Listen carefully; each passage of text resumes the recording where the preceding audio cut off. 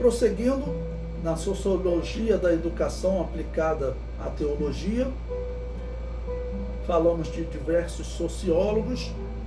Agora vamos para o capítulo 5 do material didático, Sociologia e Educação. Como afirma Pércio Santos de Oliveira na introdução do seu livro Sociologia da Educação, ninguém escapa da educação. Em casa, na rua, na igreja ou na escola, de um modo ou de muitos, todos nós envolvemos pedaços da vida com ela, para aprender, para ensinar, para aprender e ensinar, para saber, para fazer, para ser ou para conviver. Todos os dias misturamos a vida com a educação.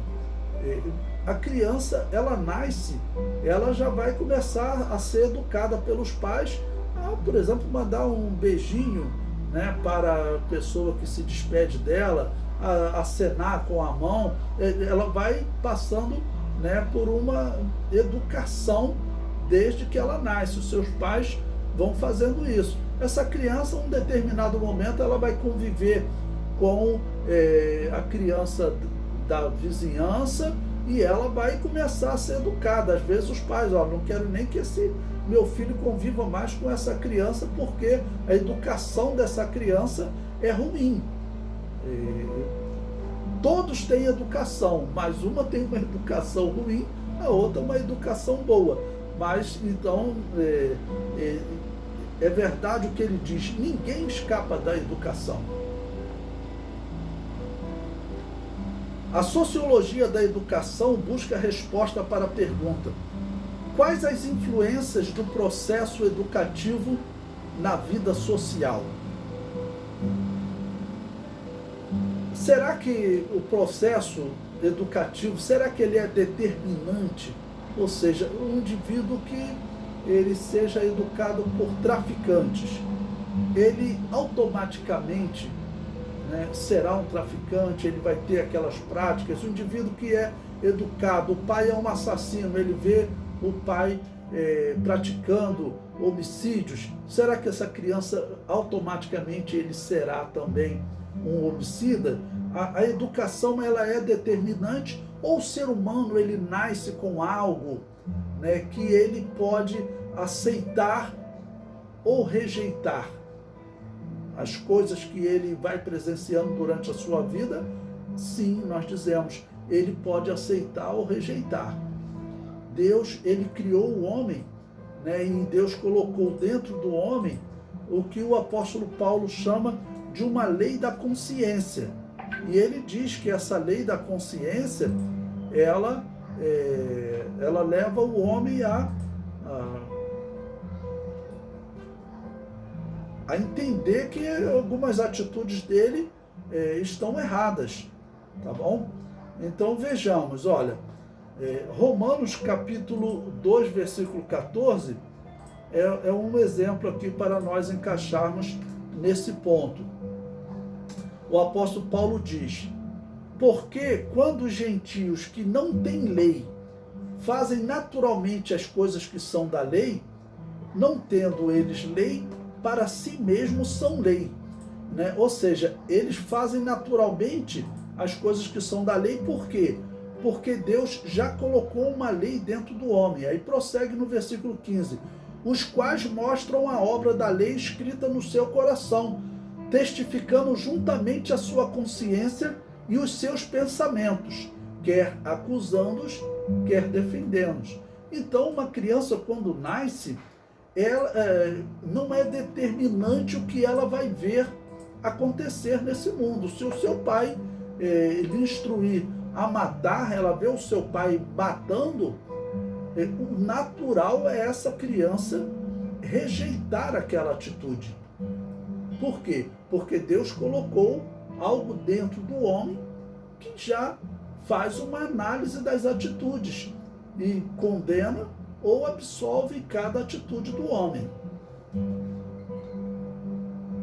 O primeiro tópico eu comento aí: a educação faz parte da condição humana. Entende que o ser humano não está submetido ao determinismo biológico, ele é um ser que aprende incorporando a herança cultural do grupo do qual faz parte.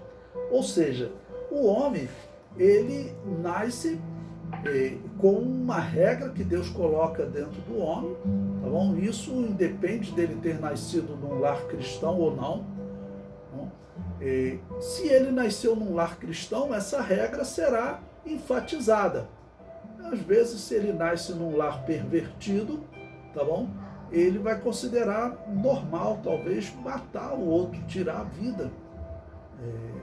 Vai considerar normal também, entre aspas, ou seja, ele vai praticar isso. Mas a sua consciência estará sempre condenando, tá ok? Então, a questão biológica não é determinada. O homem, ele vai escolher o seu caminho. O homem, ele tem livre-arbítrio, tá bom? Segundo tópico, a educação é um mecanismo de reprodução da vida social.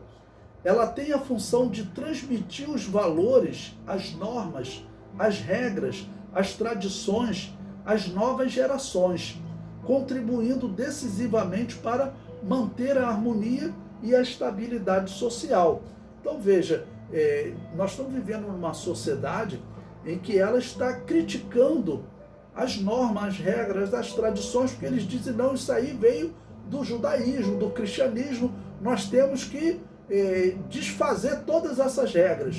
Isso está errado, né? As regras que o judaísmo, o cristianismo, vamos dizer, promoveram e difundiram no mundo, as regras que o cristianismo e o judaísmo ainda difundem no mundo, né, são regras boas. Eles podem até ter pontos que eles querem viver de uma maneira diferente, mas dizer que tem que desconstruir tudo isso, não é assim. Prosseguindo, a educação é um mecanismo de produção da vida social. Mais do que transmitir valores, normas e regras, a educação deve refletir sobre as práticas sociais, desvelando suas tensões, conflitos e contradições, e expondo os interesses particulares de determinados grupos sociais por trás das instituições sociais. Nesse sentido, a educação é uma arma nas mãos dos grupos sociais subalternizados na luta por uma sociedade que contemple os interesses de todos. Em outras palavras, a educação é o meio de transformação social. E transformação aqui, seja para bem ou para mal, mas a educação, ela seja o homem que educa a criança para ser um matador, seja aquele que educa para respeitar o outro. Nós temos um exemplo na cultura grega. Havia na Grécia uma cidade chamada Atenas, ok? Que ela tinha um tipo de cultura. Tá? E havia outras cidades próximas a Atenas, também de cultura grega, que elas já tinham uma cultura diferente. A cultura grega era uma cultura mais voltada para a intelectualidade. E já haviam cidades próximas de Atenas que os seus filhos eram preparados para a guerra, para o exercício físico. Tá bom? Tanto que Atenas será dominada por Esparta, uma cidade que a cultura dela era a cultura da guerra. O mais importante era conquistar, nós temos que conquistar. Quando você conquista, você começa a cobrar tributos, então você vai ter uma vida melhor, tá ok? Enquanto os gregos, a cidade de Atenas, era uma cultura voltada mais para a intelectualidade.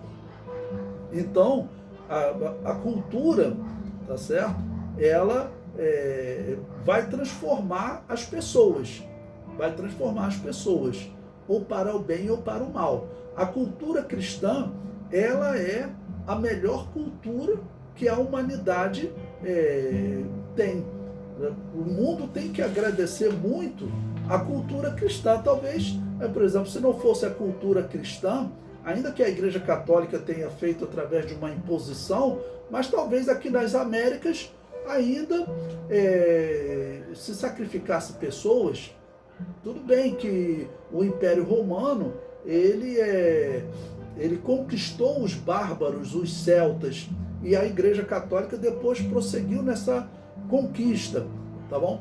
Mas essa conquista levou o cristianismo, que ensinou eles a, por exemplo, abandonarem o sacrifício de pessoas. Infelizmente a Igreja Católica ensinou muita coisa errada para eles também, né? Mas alguma coisa do cristianismo, um pouquinho de coisa existia na Igreja Católica. Não a verdadeira doutrina cristã, tá bom? Mas o que o cristianismo levou, trouxe para o mundo de respeito, de não sacrificar pessoas, que já vinha do judaísmo também, Deus ensinou isso para Abraão.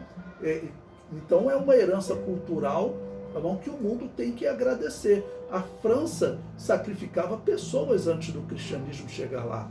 Eram chamados os francos, né? Toda aquela região, os anglo-saxões, os bárbaros em geral, onde hoje é a Inglaterra, toda aquela região, eles viviam de sacrificar pessoas. A Alemanha, e o conceito cristão, ainda que pervertido pela Igreja Católica, mas acabou por proibir que eles praticassem aquele sacrifício de pessoas. O certo, o cristianismo iria ensiná-los que isso é errado. A Igreja Católica foi lá e tornou crime sacrificar pessoas, tá bom? Mas é a educação. Então a educação é o meio de transformação social. A maior e melhor transformação social que nós temos, não existe dúvida, é o cristianismo.